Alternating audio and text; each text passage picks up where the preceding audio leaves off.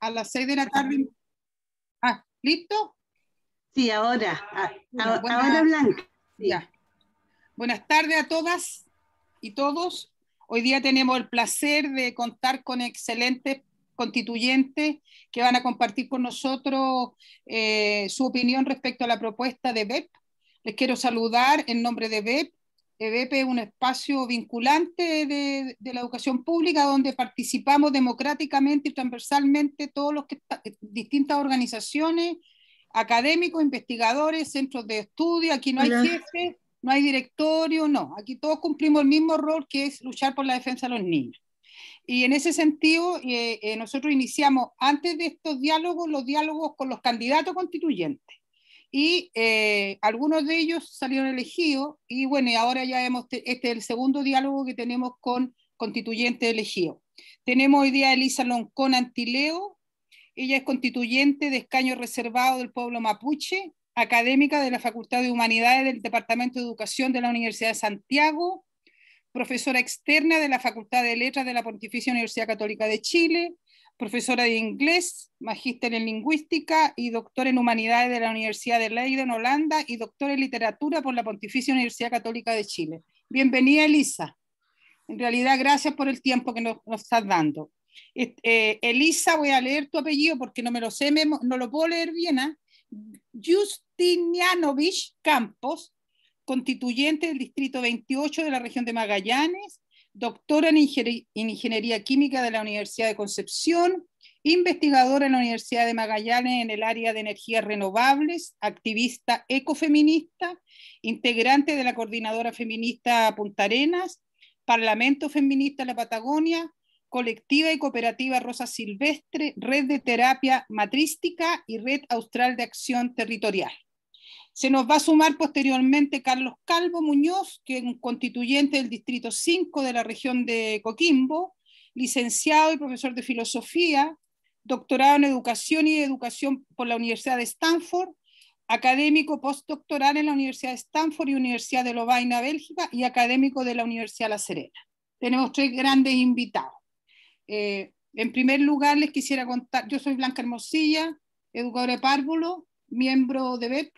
Mi experiencia principal es apoyar a los distintos países de la región, incluido Chile, en el desarrollo de políticas para infancia, a través de distintas organizaciones internacionales. En primer lugar, queríamos preguntarle a ustedes dos qué opinión tienen respecto del documento de nuestra propuesta, elaborada por un conjunto de participantes de manera bastante participativa, que tuvo su elaboración más o menos una duración de 8 o 9 meses. Nosotros les enviamos la propuesta y quisiéramos tener la opinión, qué opinan, qué le agregarían, qué recalcarían. Le doy la palabra a Elisa Loncón primero.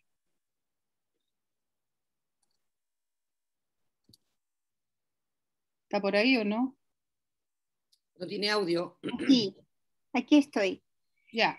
Saludarles, Mari Pulamien, Mari Kimelfe, Puchilcatufe, Huechequeche, Pufchaqueche, Pupichiqueche, Fachidumumeo inche, Vata, Kuifi, Rakiduam, Chumuchini, Tremquenta Pupichiqueche, Peitishidumutan entuan feula, Epurume Kewon, Epurume Kimon, con alta Pichiquecheñitremönmeo.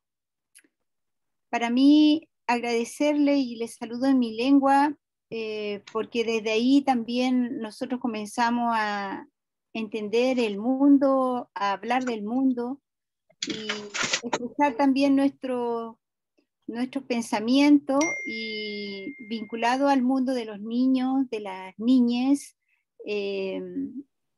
Para nosotros es fundamental que ese pensamiento, ese modo de ser de indígena, de ser niño indígena mapuche o de otro pueblo, tengan cabida en las políticas educativas hacia la niñez.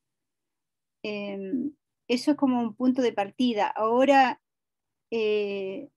los documentos que se produzcan, nosotros lo hacemos dialogar con la propuesta que estamos trabajando. Como constituyente electa estamos promoviendo lo que es la educación, estamos promoviendo una constitución plurinacional, y eso implica un cambio rotundo en los sistemas institucionales, en toda la institucionalidad, porque implica cambiar la institucionalidad hacia institucionalidades plurinacionales e interculturales. Entonces, ese mandato que nosotros queremos instalar nos va a llevar a hacer muchas conversaciones con el resto de los constituyentes y la sociedad chilena, y vamos a ver cómo podemos ahí instalar los derechos de la niñez originaria. Por otro lado, para nosotros es fundamental, para las propuestas, considerar los diagnósticos, el estado de la situación y la historia que han tenido los pueblos originarios frente a las políticas educativas y las políticas de infancia.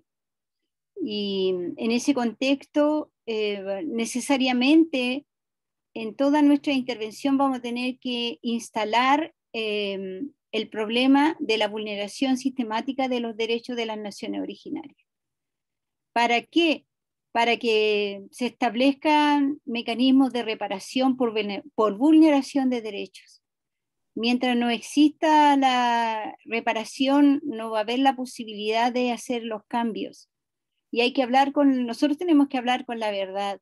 Y frente a ese hablar con la verdad, a veces el pueblo de Chile no le gusta mucho que uno coloque los problemas que se han dado y nos han malinterpretado, asumiendo de que como un poco esta naturaleza y esta forma de pensar de que no tenemos voluntad de diálogo, que no podemos, qué sé yo, tomar los temas históricos porque no nos corresponde como constituyente electo. Pero desde la mirada de los pueblos originarios no hay otra manera de establecer procesos de reparación si no hablamos con la verdad. Y vamos a tener que hablar con la verdad, vamos a tener que hablar con la vulneración de los sistemas educativos que se han hecho a lo largo de la historia, y eso es lo que se tendría que ver reflejado en todo lo que se establezca a nivel de política en el futuro. Y en la Constitución, nosotros, por los sistemas educativos y los niños en la actualidad y los niños durante toda la historia hemos sido como niños condenados al espacio del no ser, del no ser, frente al espacio del ser. El espacio del ser es la institucionalidad chilena, su cultura y su lengua. El espacio del no ser son las otras lenguas, son las otras formas de pensamiento, son las otras formas de apreciar la realidad, y la verdad es que esas no están todavía develadas, porque además cuando se ha intentado hacer los diagnósticos socioculturales, sociolingüísticos, socioeducativos, los instrumentos incluso son ajenos a las comunidades y a los niños y a la cultura, no tienen pertinencia cultural. Yo estuve haciendo un trabajo hace poco y todavía como investigadora Fondesit en el Alto Biobío, y nos sorprende con mucha fuerza que el porcentaje de estudiantes que está diagnosticado con problemas de aprendizaje y con problemas de lenguaje es demasiado alto en las comunidades mapuche. La mayoría de los niños que están en el sistema escolar, en la educación básica, están en los programas PIE. Para la escuela ha significado un ingreso mayor de recursos, pero esos recursos se invierten en fonoaudiólogos, en educadores diferencial, psicólogos, pero todos están formados con el pensamiento occidental.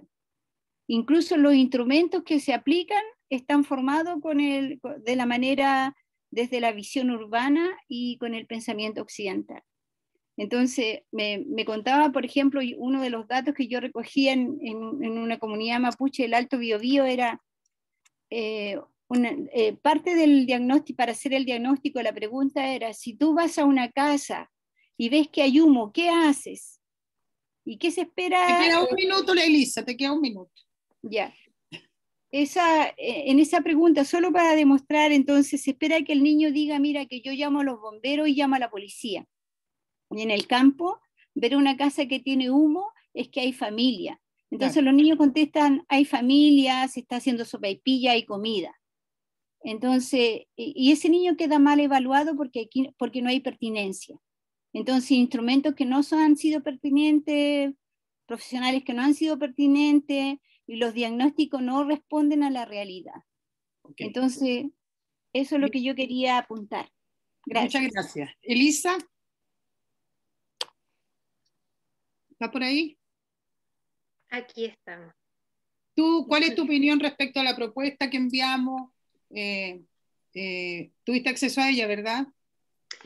Sí, Blanca, bueno, primero que nada, agradecerles por el espacio, Mary y la mía, Elisa, igual Mari, agradecida de escucharla también y de aprender siempre de sus palabras, su cosmovisión, su cultura, que siempre nos aterriza bastante, ¿no? Yo, bueno, sí estuve revisando la propuesta, me parece que es un tremendo trabajo el que han hecho y que sé que les ha costado igual hartas horas de juntarse, de juntarse a dialogar, de encontrar también puntos comunes y me parece que se proponen los puntos en términos generales, está bastante completa, pero justamente creo que va a ser necesario profundizar, sobre todo en cuanto a los diagnósticos. Comparto las palabras de Elisa Loncón en ese sentido, ¿no? Porque me parece súper importante que las propuestas siempre vayan acompañadas de una base del reconocimiento de las vulneraciones que generan finalmente estas proposiciones, ¿no? Que justamente hay vulneraciones tanto en las instituciones, por ejemplo, el Estado, como es el caso del CENAME, en términos históricos de cómo ha vulnerado los derechos de niños, niñas y adolescentes, y por otra parte de las niñeces del mundo mapuche y de otras culturas también ancestrales. Y desde ahí, desde ese reconocimiento, surgen las propuestas que tengan una pertinencia tanto cultural, territorial, como mencionaba Elisa, ¿no?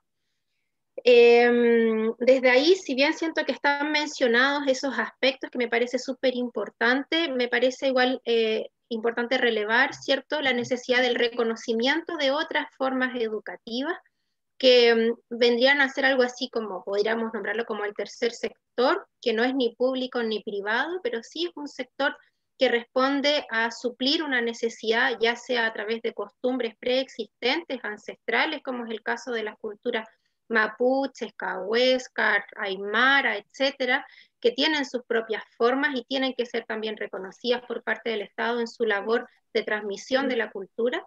Y por otra parte, iniciativas que también son sin fines de lucro, que provienen de ONGs o de agrupaciones, ¿cierto?, de mujeres cuidadoras o de comunidades cuidadoras que fuera del sistema estatal, ¿cierto?, cumplen este rol para de alguna manera incorporar formas educativas que salen del currículum formal, ¿no? Ya sea, por ejemplo, estas escuelas libres, escuelas de educación Waldorf, de educación, qué sé yo, Montessori. Hay varias iniciativas y que acá tenemos también compañeras que desarrollan esas iniciativas fuera de la institucionalidad y que no lo hacen con un fin privado, como empresas que de alguna manera se camuflan y se disfrazan para lucrar por algo que debiese ser un derecho de acceso universal.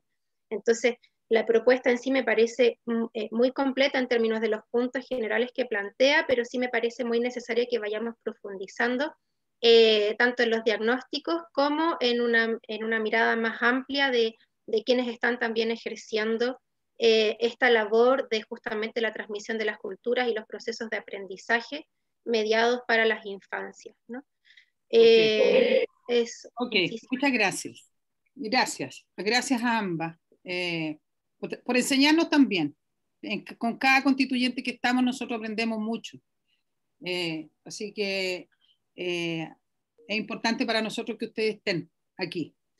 Bueno, y ahora nosotros tenemos algunas preguntas que queremos hacerle, en particular que han surgido a propósito del camino recorrido que hemos llevado durante más de un año construyendo esta propuesta, que sabemos que va a estar siempre en proceso, porque tampoco es una propuesta acabada, Yo creo ¿no? que es muy pronto, ¿cierto? Entonces, comienza la pregunta número 1, porfa. Nadra. ¿Estás sin micrófono, Nadra, o te quedaste pegada? Ahora, sí, estaba pegada. Hola, un saludo cordial a todas y todos.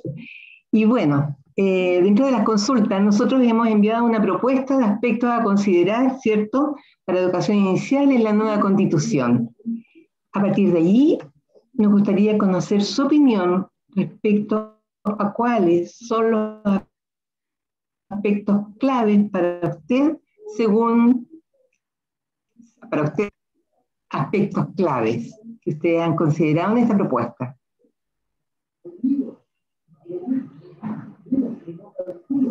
No se te escucha, Blanca, no se te escucha. Yo alcancé a entender al menos. Elisa, ¿sí? ¿La entendiste? Sí, como los aspectos fundamentales, ¿no? Sí, de la propuesta. Ya, ok. ¿Quieres empezar tú, Elisa? Con la respuesta. ¿Cuáles serían? Después Elisa Loncón. Sí, vale. A mí me parece súper importante y fundamental el carácter universal de la propuesta, ¿no? Universalizarlo como efectivamente tiene que ser un derecho garantizado, ¿no? Y justamente que ponga freno a estas iniciativas de empezar de alguna manera como a parcelar el acceso a este derecho de la educación parvularia de los primeros años de vida. Okay. Eso como primer aspecto me parece fundamental y que hay que defenderlo sin duda. El carácter inclusivo, territorial, intercultural, plurinacional, me parece que también son fundamentales. Creo que ahí solamente faltaría mencionar el tema de la plurinacionalidad como un aspecto fundamental que tiene que estar presente en la educación parvularia. Y claro, yo creo que están mencionados y yo creo que finalmente falta profundizar en el diálogo. Sí. Okay. Y el reconocimiento, como les digo, de estas otras iniciativas que están fuera de la institucionalidad. Okay. Elisa Loncón, continúa. Sí. Respecto a la pregunta 1. Sí, respecto a la pregunta 1, yo concuerdo que es una propuesta amplia, que abarca las diferentes especificidades. El otro tema que creo que es importante dejar claro es la posibilidad de que se sigan manifestando las formas autónomas de educación. O sea, no todo debiera pasar por los sistemas preescolares instaurados desde una mirada como ha sido hoy día la educación. Efectivamente es importante la educación pública, pero en el caso de los niños mapuches, por ejemplo, ha habido una discusión efectiva. Hay personas que les favorece la educación desde la primera infancia, desde temprano, pero hay otras personas que han optado por sistemas propios, de no mandar a los hijos a la escuela y hacer sistemas de validación de estudio, recibiendo la formación desde sus casas. Y hay gente joven que está haciendo eso, y lo están haciendo porque los sistemas han caído mucho en sistemas muy coloniales. Entonces, lo que la escuela, lo que la casa le enseña y la familia le enseña no dialoga con lo que enseña la escuela. Ahora, si nosotros creamos sistemas interculturales, dialógicos, con respeto a la lengua de los niños, puede ser distinto, pero aún así, si hoy día existe el sistema de educación, si existen valores y formas propias de vivir, ha sido porque han perdurado por espacios propios. por Ok. actores, por comunidades, por personas de saberes. Entonces, homologarlo todo en un sistema, yo creo que el sistema revienta. Ok, ok. Eso es Disculpe, me faltó, quisiera agregar algo más. ¿Sí? ¿Es posible? Sí. Por Creo supuesto. que me parece un punto súper potente lo que plantean en el punto 6 y 7, que me parece que el 6 podría estar englobado dentro del 7, que es justamente la demanda por empleos dignos y decentes, y que tengan una posibilidad de continuar en su formación, ¿no? Dentro de sus espacios laborales. Pero me parece aquí que sería interesante poder abordar el enfoque de género, considerando que es una labor principal, muy feminizada, ¿no?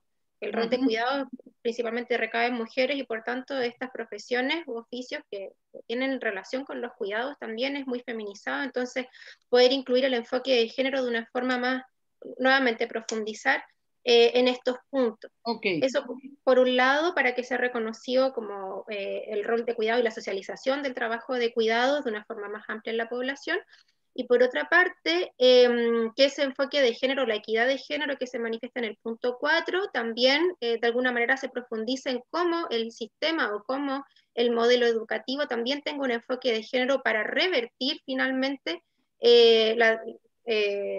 como la asignación de géneros por el sexo de nacimiento, ¿no? Y eso tiene que ver con cómo los programas educativos disponen también disponen mecanismos para que estas situaciones sean evitadas, básicamente, que no haya una sexualización, por ejemplo, de los juegos, de los artefactos que se utilizan, del currículum oculto también, que está muy presente en nuestra sociedad y en los espacios educativos. En fin, que haya una revisión también más exhaustiva en ese sentido para que se pueda revertir en el fondo la... Ok, muchas gracias. violencia de género. Continúa Rodrigo con la pregunta. Muy buenas tardes a nuestras queridas constituyentes. Soy Rodrigo Enero, educador de párvulo y presidente del sindicato STI de la Fundación Integra, uno de los sindicatos que tiene esta institución. Mi consulta es la siguiente a propósito de lo que ustedes comentaron, que salieron varios elementos: multiculturalidad, enfoque de género, transformación al currículo, reconocimiento a los pueblos originarios, etcétera. De eso y los temas que también de alguna forma les dimos a conocer de la propuesta que se elaboró en materia de educación e infancia, ¿cuáles ustedes creen que son los temas más complejos, más desafiantes, que va a costar más llegar a consenso e instalar en la convención? Eso, gracias. Ya, ¿quién quiere empezar? ¿Elisa Loncón o Elisa? Yo empiezo. Ya, ok. ¿Cuál es lo más desafiante? Tienes 2 minutos. Ya, yo creo que antes de eso, yo creo que también hay que incorporar dentro de la educación una educación no racista. Es como decir no sexista, no racista, donde se respete la diferencia al otro, y no solo para la indígena, sino también para los migrantes, para los de regiones. Y lo más difícil para alcanzar, porque todo pasa por un cambio institucional, por ejemplo, todo lo que tiene que ver con la formación continua para los trabajadores de la educación parvularia es un trabajo de largo plazo, para el cual no tenemos todos los profesionales que requerimos. Si nosotros queremos potenciar la educación bilingüe, hay que formar hablantes de la lengua.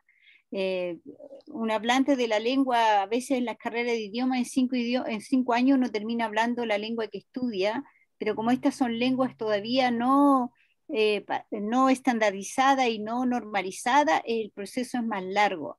Sin embargo, formar al profesional docente que va a trabajar, a los fonoaudiólogos, para que no sigan reproduciendo este sistema de hegemonía cultural sobre la diversidad, es una tarea tal vez de largo plazo, porque hay que crear las carreras, hay que formar y hay que generar todo un trabajo de investigación técnica, científica, y yo creo que ese es un trabajo difícil. Es un desafío. Un desafío enorme, claro. Nosotros en la constituyente vamos a establecer una ventana que permita abrir esa puerta, pero es una ventana nada más. Ok, muchas gracias. Elisa, los desafíos más importantes. Yo creo que sumado a lo que menciona mi colega Elisa, no me acuerdo por la palabra Mapudungun, de Tocaya. Ahí, Tocaya. Tocaya, Lacu. Milacu Elisa. Sí. Bueno, de Milacu Elisa. Yo creo que aquí, sumado a lo que menciona mi compañera, es importante también el desafío de la descentralización, y una descentralización justamente con pertinencia territorial y cultural, ¿no? Intercultural. Porque efectivamente, o sea, si realmente tiene que haber una pertinencia de aquello, la descentralización va a ser una discusión clave. Porque muchas veces se piensa que es sencillamente del poder político, económico, administrativo, ¿no? De las distintas regiones o gobiernos locales, cuando realmente la descentralización es una discusión que tiene que transversalizarse en todas las otras materias, y justamente en educación.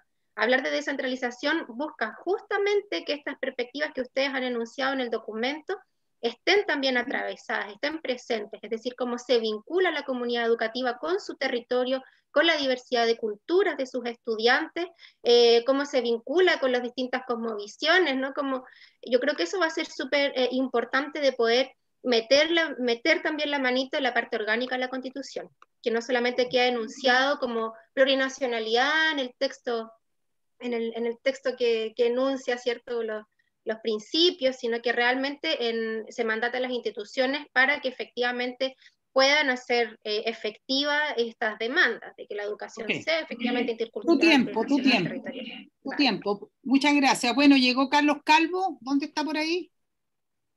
Bienvenido, Carlos. Muchas gracias. Hola, Carlos, ¿cómo Buenas estás? tardes. Muy bien, Blanca. Qué Un bueno. gusto. Bienvenido. Estamos respondiendo algunas preguntas que nos interesan saber sus opiniones respecto a la propuesta que nosotros hicimos y a todas las preguntas que también nos hemos hecho en este proceso de construcción de la propuesta. Entonces, ahora vamos en la tercera pregunta que la hace Sandra, y vamos a pedir que cada uno también opine, aun cuando ya la Elisa Loncón ya la dio la respuesta. Ya, Sandra. Hola, buenas tardes a todas y todos. Bueno, mi nombre es Sandra López, yo soy funcionaria de Junji, dirigente gremial también de APROJUNJI Región Metropolitana, presidenta, y bueno, y participante de este espacio, de este gran espacio. La verdad que a nosotros nos interesa saber cuál es la opinión de ustedes respecto a si están de acuerdo a que exista un único sistema, ¿ya?, y universal de educación parvularia en nuestro país. Esa es la pregunta. Ya. Elisa Loncón comienza. Sí, mire, va a depender de lo que decidamos también nosotros, pero hay un derecho que es asignado para todos los pueblos, que es el derecho de poder decidir los teléfonos, sobre... por favor, perdón. ¿Se escucha? Sí, es que alguien tenía prendido. Ruego apagar los micrófonos, por favor. Sí, sí, continúa nomás, Elisa. Que es el derecho de autodeterminarse. Ese derecho de autodeterminación implica tomar decisiones respecto a qué queremos del futuro del pueblo. Entonces, nosotros estamos apuntando hacia una plurinacionalidad con autonomía territorial y política, y no es porque esto sea una cuestión revolucionaria, sino porque todas las naciones del mundo tienen derecho a tener su territorio y tener su respectiva autonomía.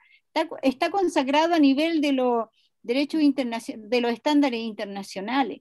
Entonces, si nosotros hacemos un sistema autónomo, un sistema político autónomo y que va a diseñar políticas para la educativa, claro que van a haber otros modelos educativos, porque nosotros tal vez vamos a tener para potenciar los sistemas, el pensamiento, el desarrollo del pensamiento mapuche, de la filosofía y de la lengua, vamos a tener que tener escuelas monolingües, por ejemplo. Y claro que va a ser distinta una escuela monolingüe en lengua indígena frente a una escuela monolingüe o una escuela bilingüe. O sea, desde el monolingüismo al bilingüismo hay diferencia. Entonces, yo creo que hay que plantear el derecho a la educación conforme a los derechos que tienen los pueblos y los que tienen el derecho que tienen los niños, y ahí empieza una diversificación.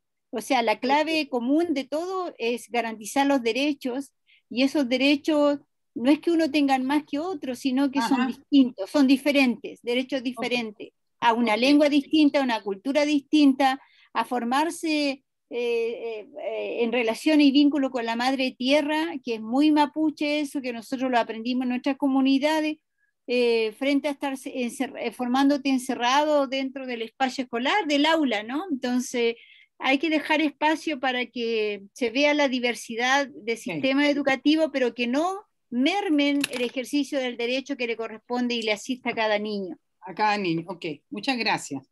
Elisa. Sí, bueno, solo hacer la distinción, es que es muy distinto universalizar que hegemonizar, ¿no? Aquí queremos efectivamente apuntar a que el derecho al acceso a la educación sea universal, pero eso no quiere decir que el sistema o el modelo educativo sea el mismo, homogeneizarlo a todos los espacios educativos que estén acordes con la diversidad de culturas, con la diversidad de territorios, con la diversidad de iniciativas que puedan surgir para poder brindar este acceso al derecho a la educación. Entonces, lo demás concuerdo plenamente con Milagro, Elisa. Ok. Carlos. Sí. Bueno, buenas tardes. Lamento haber llegado tarde, pero tenía otro compromiso. Todos entendemos absolutamente los compromisos que están agotados, que salen de una reunión, entran a otra, realmente impresionante. Pero fíjate, con cada vuelta uno va comprendiendo aspectos nuevos y eso es rico, ¿no? Es delicioso. Bueno, con respecto a la pregunta, ¿no? Si un único sistema universal para todo el país. Es que yo siempre hago una distinción entre lo que es la escuela y lo que es la educación. Y planteo que la escuela ha enclaustrado a los procesos educativos y lo ha metido con un corset y nos obliga a aprender y a enseñar de una manera que no es natural. Nos acostumbramos a eso. Y aquí, a todos los que estamos aquí, nos ha ido relativamente bien. Pero si nos preguntamos nosotros cuántas cosas ignoramos de las que nos enseñaron en la escuela y en la universidad, es asombroso. Ignoramos más de lo que aprendemos. Ahora estaba conversando con unos profesores colombianos y les preguntaba, ¿cuántas cuerdas vocales tenemos? Silencio, silencio. Y al rato alguien dijo, 4. La buscó en el Google y ahí respondió. Pero no la aprendió. Y eran profesores de profesores. Entonces, lo que yo digo, si la educación es descubrir el mundo, tratar de entenderlo, buscar regularidades, establecer patrones, apropiarnos del territorio, en el espacio y en el tiempo del territorio, la educación necesariamente es diversa. Ahora bien, esa diversidad tiende a autoorganizarse y vamos a encontrar que independiente de las culturas, todos tendemos a entender el mundo de ciertas maneras. Y ahí nos encontramos. Por lo tanto, mi respuesta es que en la educación no puede haber un sistema universal hegemónico, como bien dijo Elisa. Tenemos que distinguirlo. No se puede imponer. ¿Qué es lo que no se puede imponer? Los contenidos. Porque los contenidos surgen inevitablemente de la relación de la persona con el entorno donde está viviendo. Fíjense, si yo preguntara acá nombres de animales, no me extrañaría que nombremos elefantes, tigres, leones, ninguno de los cuales habita en nuestro territorio. Pero nos lo enseñaron desde la más temprana infancia. En los jardines infantiles están más encima los monitos. Lo que tenemos que conocer es la flora y la fauna del lugar. Y por ser flora y por ser fauna, es igual a la flora y a la fauna de otras partes. Una pregunta, Carlos, porque te queda un minuto. Aquí en la pregunta se plantea un sistema único de educación, no la hegemonía. Hoy día no hay un sistema único de educación parvularia. Tú sabes que hay 3 instituciones, por ejemplo. A eso bueno, ya entendí otra cosa. No, pero en lo administrativo no hay problema. ¿Tú estarías de acuerdo en un sistema único con todas estas características que plantean las dos Elisas Y tú, Que- en el sentido sí, de la sí. descentralización, de la diversidad, Que ¿sí? de autonomía. Y de Y la autonomía, autonomía implica absolutamente. libertad. Sí, ¿Te sí, fijas? autonomía y libertad. Ok, Claro. porque, ok. Continúa con la pregunta, Susi, ¿verdad? Susi, ¿estás por ahí? Sí, estoy acá. Hola, bueno, mucho gusto en que estén ustedes acá, encantada realmente, ha sido un aprendizaje increíble con ustedes aquí en este espacio. Y bueno, en los conversatorios que hemos realizado. La pregunta que me toca realizar a mí tiene que ver con las trabajadoras y trabajadoras, algo que Elisa ya había nombrado, que está muy bien en la excepción que hizo, de que justamente el tema de género somos los más feminizados dentro de lo que significa el rol, ¿no es cierto?, en educación. Entonces la pregunta sería, ¿qué propuesta tienen ustedes para fortalecer los derechos laborales de acuerdo al concepto de trabajo decente propuesto por la OIT? Elisa, por favor, Elisa Loncón. Comienza. Sí, bueno, sabemos que el trabajo formativo del profesor, el educador, ha estado vilipendiado a lo largo de mucho tiempo acá en este país. Entonces, el trabajo no cumple con los estándares. La relación del trabajador, del educador frente a las instituciones no responde a los estándares. Hay derechos laborales que no se le respetan al profesor, incluyendo en la educación superior. Por ejemplo, nosotros estamos sujetos por una ley que dejó Pinochet. Estamos mucho a contrata, entonces en cualquier momento te mueven y no tienen ningún derecho laboral prácticamente. Entonces, el derecho a la sindicalización no está presente en el sistema educativo a nivel de los docentes, y hay problemas grandes. En Temuco hay un problema grande también con uno de los liceos que tiene una huelga como de 60 días, y porque el sistema este sistema subvencionado, donde la mitad es público, la mitad recibe recursos, al final ni la municipalidad ni el ministerio se hacen cargo. Entonces, y todo la precarización laboral se debe al modelo económico en que estamos nosotros viviendo. Ese es el problema de fondo. Entonces, yo creo que la propuesta va por respetar los derechos laborales del personal docente y los educadores que trabajan en el sistema en todo nivel, y si todos tienen derecho a sindicalizarse, ese derecho porque ese Te derecho queda de medio minuto, Elisa. bueno, es un derecho tener participar de los sindicatos para defender tus derechos, y eso se tiene que respetar. Ok, muchas gracias. ¿Tu colega Elisa?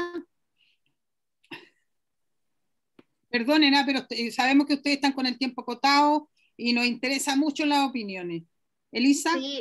Sí, mira, concordando obviamente con Elisa acá, efectivamente el problema tiene que ver con el modelo económico que se impone y también con el rol subsidiario del Estado. Y por otra parte que eso ha generado trabajadoras de primera, segunda, tercera, última categoría, ¿no? El trabajo precarizado es una constante en nuestro país, finalmente, y sobre todo que ha pesado sobre trabajadores del sector público, ¿no? Sabemos que el Estado es el peor empleador que tenemos en Chile, y eso no puede ser, deberían estar dando el ejemplo. Entonces, en ese sentido, esos déficits que tenemos en torno al trabajo tienen que ser regulados a través, por ejemplo, de un código único del trabajo. Tenemos que acabar con el trabajo precario en Chile. Tenemos que tener un sistema de seguridad social que sea de carácter universal, y tenemos que tener un código del trabajo que sea único para todos en ese sentido.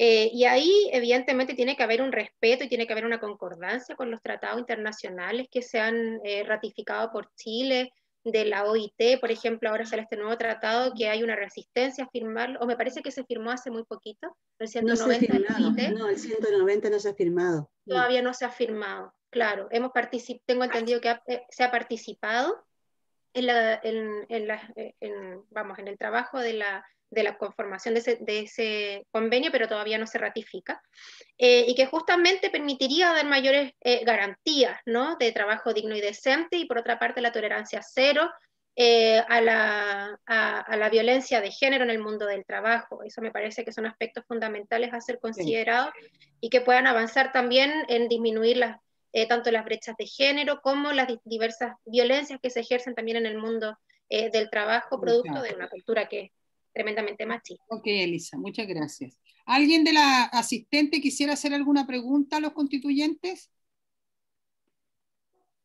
¿De las personas que están asistiendo? Calvo no ha respondido a la pregunta. La primera pregunta, tal vez, la de la propuesta nuestra, saber cuál es la intención de don Carlos.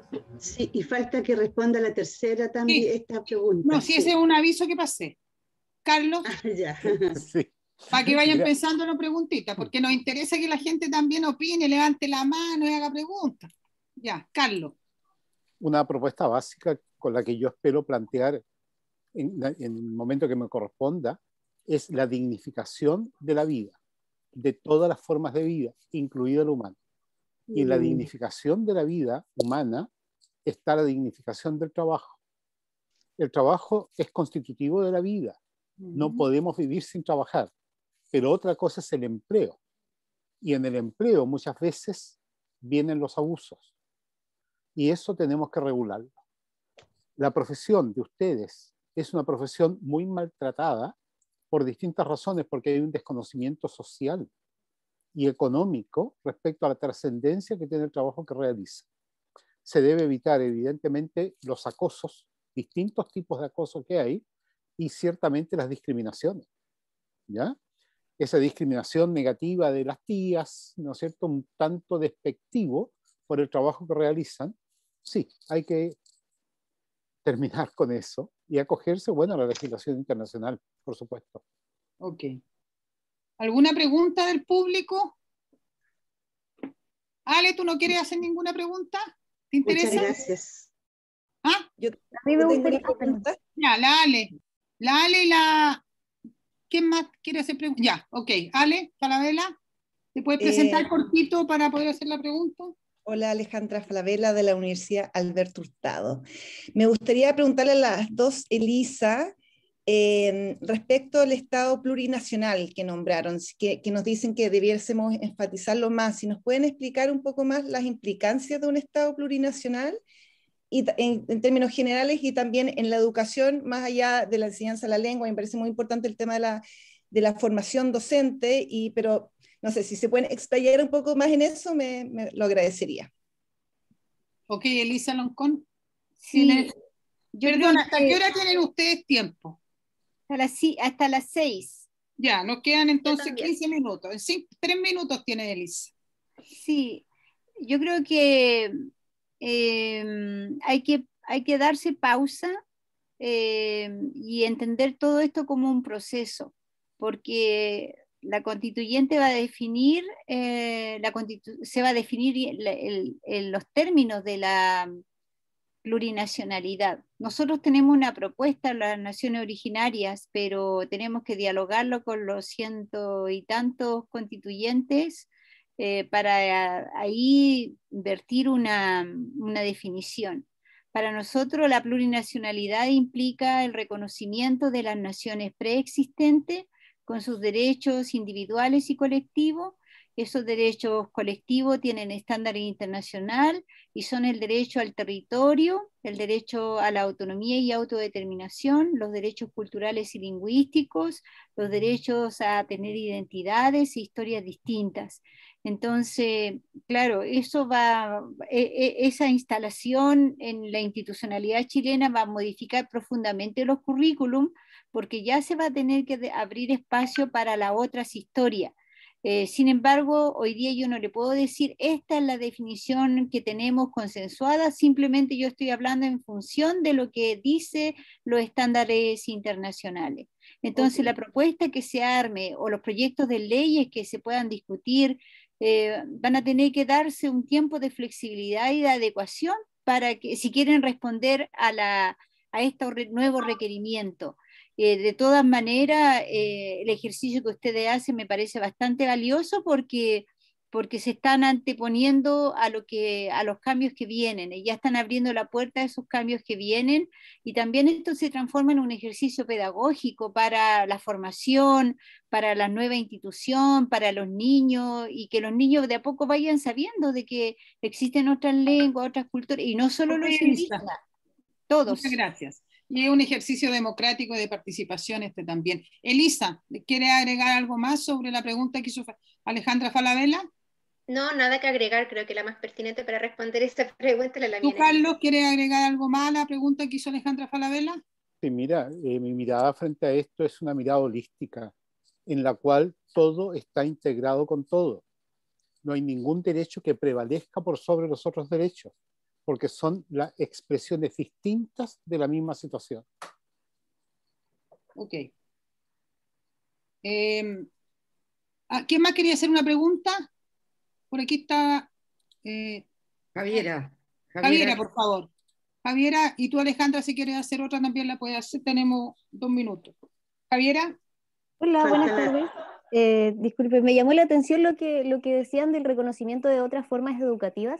Yo también estoy de acuerdo, creo que hay muchos tipos de currículum que están quedando fuera ahora del reconocimiento del Estado, pero igual es delicado el tema de las escuelas libres porque también da espacio a que se justifiquen, por ejemplo, jardines con un enfoque de mercado. Vamos a ponernos como en un caso muy, muy hipotético, pero ¿qué pasa si Kitsania en algún momento quisiera transformarse en jardín infantil?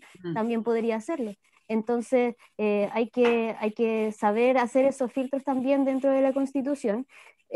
Ustedes plantean también una educación no racista ni sexista, y creo que todos estos conceptos se abordan en una educación para la sostenibilidad que plantean con los objetivos la ONU. Y bueno, planteaban también el tema de la vulneración sistemática de las infancias de los pueblos originarios.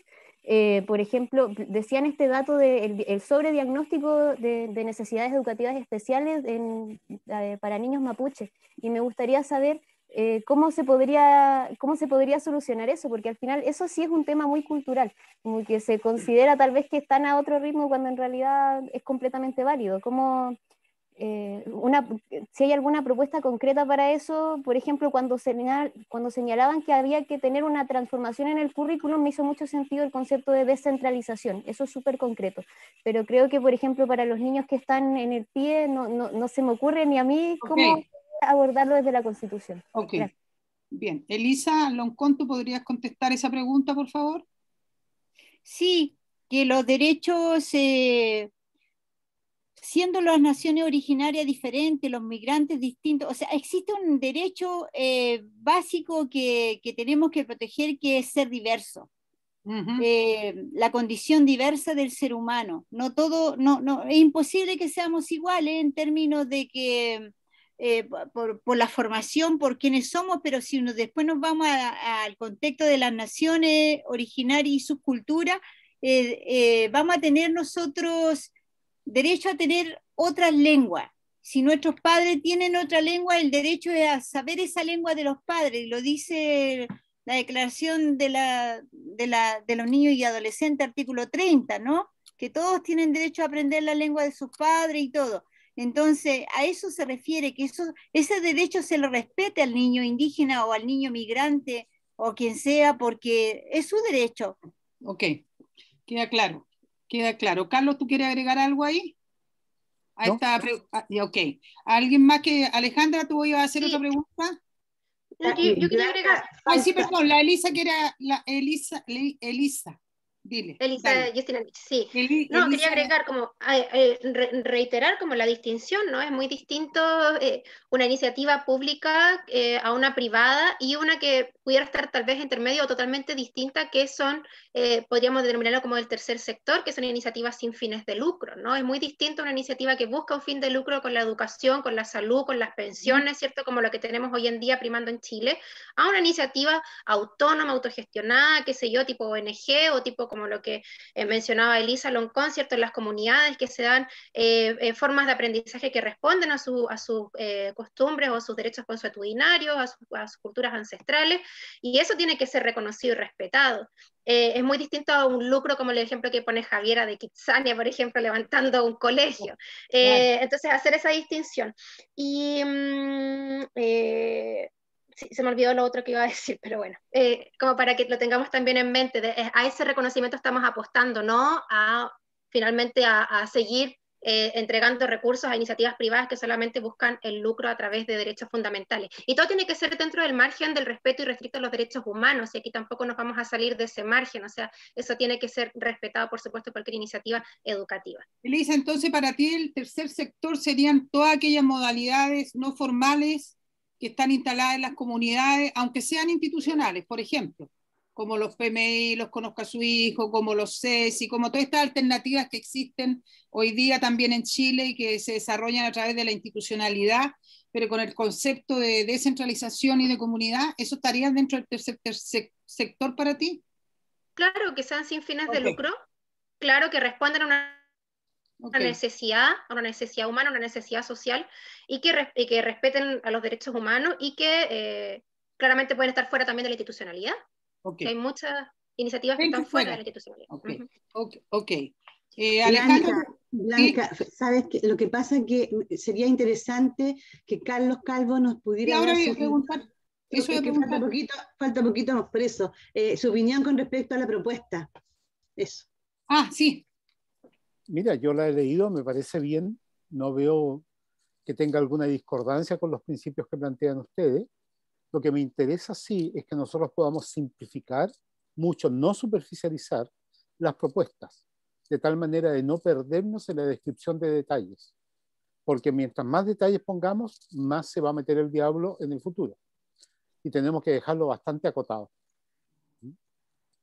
Claro, se puede meter el diablo, pero puede salir para atrás el diablo también, porque tan simplificado. Sí, no, es que simplificado no significa superficial. No, sí sé. Sí, significa que entendemos los principios básicos que van a sustentar lo que viene. ¿A ti te parece que estos 7 principios que nosotros colocamos están bien planteados, o hay que profundizar algunos, o planteamos 7? Sí, los tengo aquí a la vista. No, me parecen bien, bien. En principio todo se puede mejorar siempre. Por supuesto. ¿Ya? Pero en algún momento hay que parar, ¿ya? Sí. Y decir, estos son y ahí están, ¿no? Sí, ok. Bueno. Gracias. Gracias, Carlos. ¿Alguna otra pregunta? Yo tengo una, no sé si se puede. Por supuesto, 1 minuto. Sí, una consulta chiquitita. Lo que pasa es que el documento habla de la invisibilidad de los niños y de las niñas. Entonces, es importante que en la nueva Constitución quede plasmado que los niños y niñas son sujetos de derechos. Y eso, la verdad, que más que pregunta, me encantaría saber su opinión al respecto, y evidentemente qué se puede hacer para que eso quede escrito en esta nueva Constitución, y no solamente que en el papel, sino que también en la ejecución a manos de todas las leyes que vengan, claro, como real exigencia. Sí, yo solo quisiera agregar a eso que nosotros invisibilidad de los niños lo pusimos como un punto separado, porque aunque se hable de derechos de los niños están invisibles en la vida cotidiana de las ciudades. No hay espacio, los únicos espacios que existen son las plazas, no hay espacio en las calles, no hay espacio en los supermercados, en ninguna parte. Entonces son invisibles. Incluso si alguien ve a una madre castigando a un niño, el otro no le dice nada, ¿no es cierto? Entonces, por eso lo separamos, como la invisibilidad. Quisiéramos saber la opinión de usted respecto de eso. Los niños como que cuando están en las calles con un adulto no existen, existe el adulto. Elisa Justinianovich, ¿qué opinas tú? Ahí está.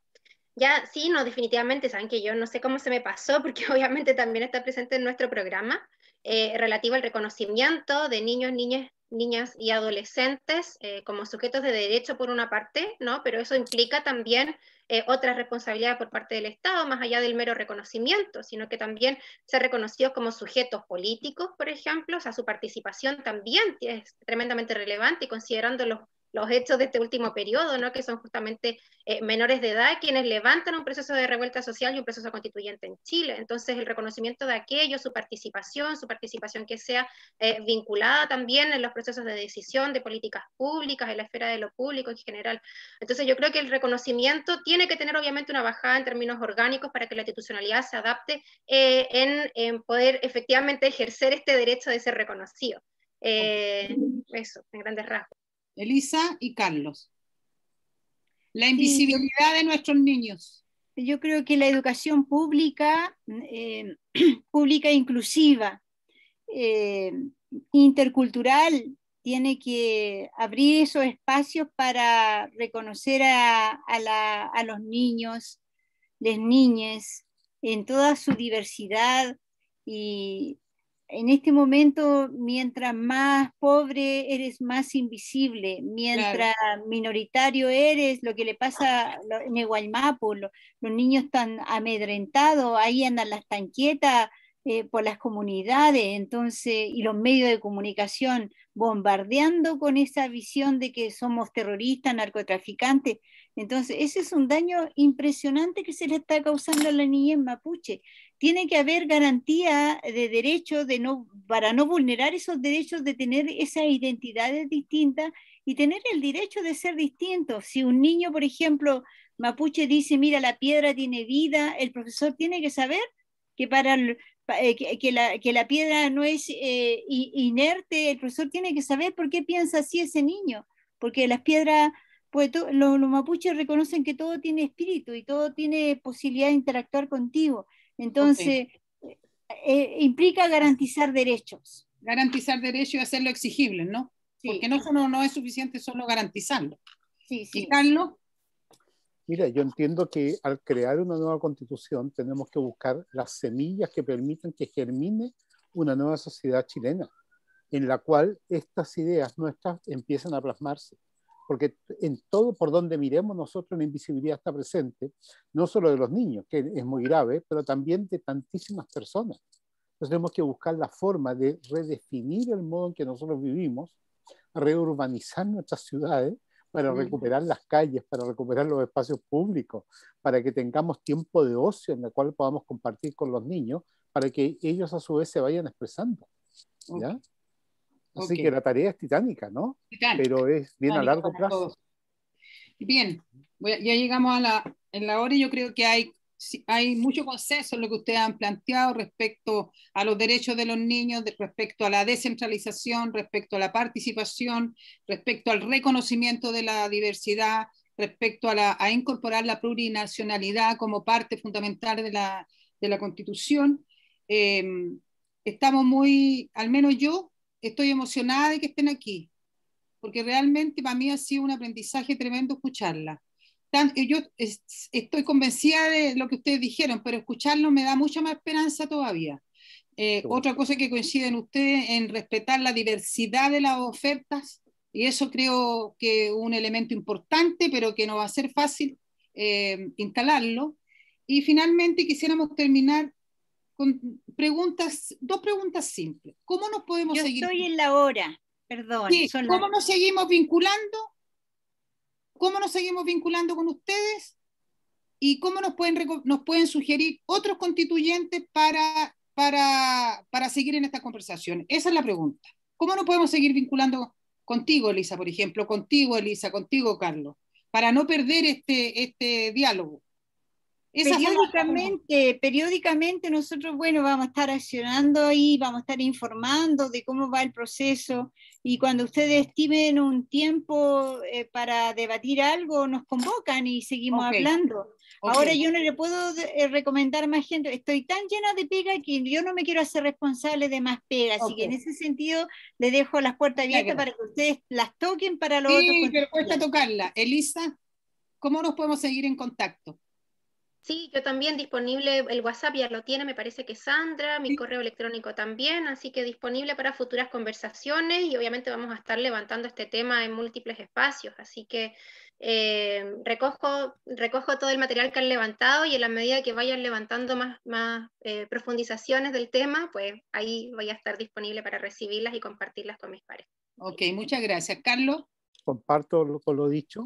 Ahora viene, cuando nos instalemos, van a aparecer otras responsabilidades y se nos va a ocupar el tiempo de otra manera. Pero sí quedamos a la disposición, tienen los datos míos, así que los pueden usar. Y tengo los datos de todos los otros constituyentes del Distrito 5. ¿Y tú nos puedes contactar con ellos? Sí, no, les doy la dirección a ustedes para que se bueno, comuniquen nosotros con ellos. queremos decirle también que estamos a disposición de ustedes. Nosotros somos un grupo estudioso también, que nos informamos, que estamos trabajando permanentemente el lado sindical, pero también el lado formativo. Estamos al día en las investigaciones que corresponden, tenemos el aporte de muchos académicos y el aporte de muchas personas, así que estamos a disposición de ustedes también para cuando lo requieran durante el proceso, para poder ir insumando si es que van a estar en comisiones que se trabaje este tema, y poner a disposición de ustedes los documentos que ustedes estimen necesarios. Así que muchas gracias, en realidad ha sido un placer estar con ustedes. Blanca, dado el atraso mío, yo puedo quedarme unos minutos más por si acaso. ¿Ya? Ya, quédate con esos datos. Okay. Muchas gracias, que estén muy bien. Muchas gracias, nos vemos, Elisa, que estén muy también. bien. Gusto. Muchas gracias a las dos, Elisa, que les vaya muy bien. Bien, Carlos, entonces tú podrías responder las otras preguntas, ¿no es cierto? Que nos hicimos, porque Carlos se puede quedar un ratito más. Que es la pregunta 1 que hizo Nadra y la 2 que hizo Rodrigo. También clave, y con eso terminamos. Sí, buenas noches. La pregunta ¿cómo está? Qué gusto volverte a ver. La pregunta que nosotros teníamos, de acuerdo a los documentos que les enviamos, es para usted, ¿cuáles son el aspecto o los aspectos claves de esta propuesta que hemos realizado? Fíjate, yo creo que lo más básico de todo es la ¿Enviamos dignidad. cuáles son los aspectos? Sí, yo creo que lo que tenemos que centrarnos es en el reconocimiento de la dignidad de la vida. Y eso implica todas las etapas de la vida, no solamente la infancia, sino todas, ¿no es verdad? Y el respeto a la dignidad significa facilitar los medios para el mejor desenvolvimiento de esa vida, de esa forma de vida. Y eso implica, ¿no es verdad?, no solamente un territorio en el cual pueda desenvolverse con tranquilidad, sino también una salud que le permita disfrutar de esa vida, etcétera, etcétera. Muchas gracias. ¿No? Ok. Rodrigo. ¿Rodrigo está por ahí? Si no lo hacemos nosotros, si no está Rodrigo. No está Rodrigo, Blanca. Ya. La segunda pregunta tenía que ver, Carlos, no sé si llegaste a la tercera tú o a la segunda. La tercera me parece. Ya, la segunda tenía que ver cuáles para ti van a ser las mayores dificultades o desafíos para instalar todo esto en lo cual nosotros creemos, que tú crees y que nosotros creemos. ¿Cuáles son los principales desafíos? Nosotros, los constituyentes y las constituyentes, porque vamos con tantos estereotipos metidos en la cabeza, con tantos prejuicios, ¿ya? Que desnudarnos de eso nos va a costar mucho. Así que para mí, la mayor dificultad somos nosotros. Nuestros paradigmas, nuestras cosmovisiones de cómo vemos el mundo. Te fijas, por ejemplo, cuando recién se decía, ¿y si Kitsania se le ocurre? Entonces uno dice, claro, dentro de la lógica de ellos van a entrar. Pero en la lógica nuestra nos parece que es tan absurdo. Ahora, ¿cómo yo convenzo? Eso no basta la explicación racional para que el otro entienda, porque se trata de un cambio de paradigma. Y ahí está la gran dificultad. ¿Ya? ¿Y cómo lo hacemos? Pues, no sé. Como educador me va a poner a prueba. ¿Te fijas? ¿Ya? Yo creo que ahí está la mayor dificultad. ¿Ya? La diversidad. Los grupos armados que tratan de defender su mundillo. ¿Ya? No, ahí está. Le he dado hartas vueltas a esto y siempre llego a lo mismo. Así es. Que somos nosotros. Nosotros y nosotras. Ok, muchas gracias, Carlos, por haber participado con nosotros. Esperamos la lista de tus constituyentes, de tu lista, para poder convocarlos, porque queremos seguir conversando, para poder ir. Te mando el correo por el cual me invitaron. Por supuesto, por supuesto. Ahí van. Muchas gracias. Sí. Muchas Mira, gracias. y nos hemos reunido con ellos, están todos dispuestos a colaborar. Estupendo. pertenecemos a grupos distintos, pero hemos encontrado que hay interés en colaborar todos. Intereses comunes. ¿Ya? Sí, eso es lo que nos importa. Sí. Ok, muchas gracias, Carlos. Y nos seguimos viendo. Sí, por supuesto. Ya, ¿Ya? okay. Un abrazo y que esté muy bien. ¿ya? Igual, Chao, chao. Gracias. Chao, chao, Carlos. Chao.